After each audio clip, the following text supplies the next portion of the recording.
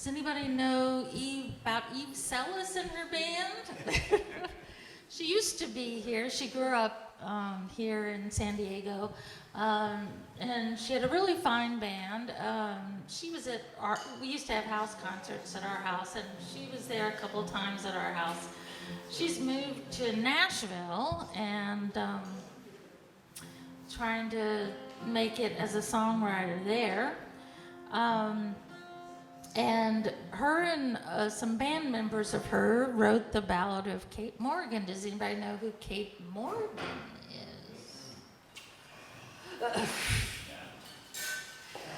In 1892, Kate Morgan was found on the steps of the Hotel del Coronado heading out to the beach. She was found there dead with a bullet hole in her head. And she had checked in a few days before. The maid said that she had been ill. They had tried to figure out who she was, and they found out that she came in on the train and that it's possible that she was a con artist, and she traveled with a man who, and they claimed they were brother and sister.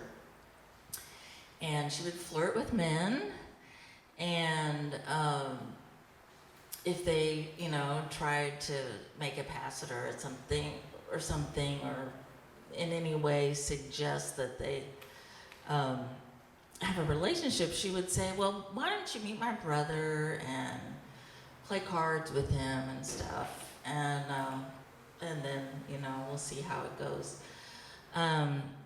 But of course, the brother was quite the card sharp, and Gambler. Oh, a gambler! You better switch your hat.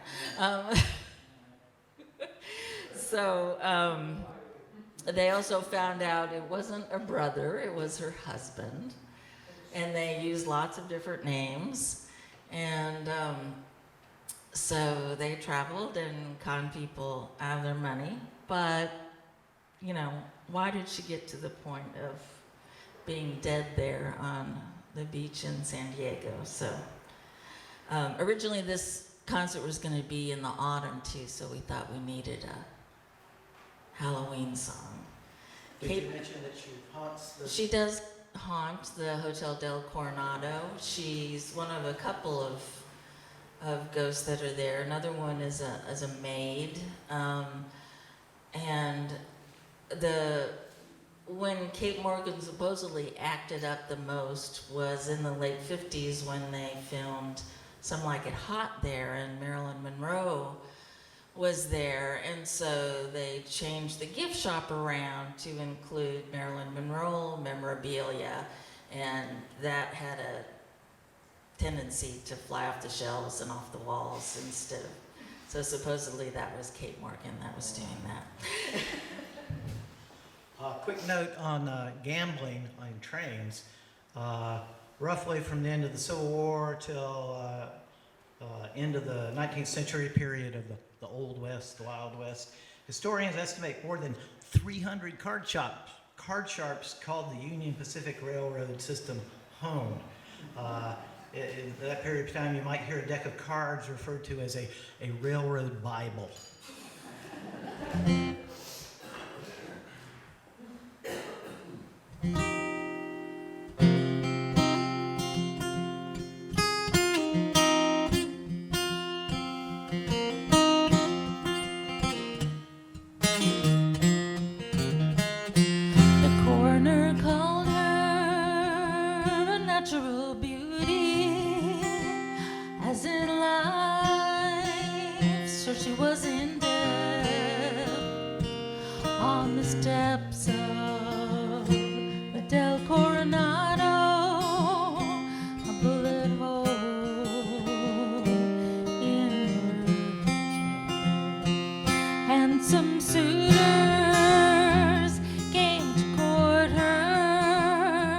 One by one.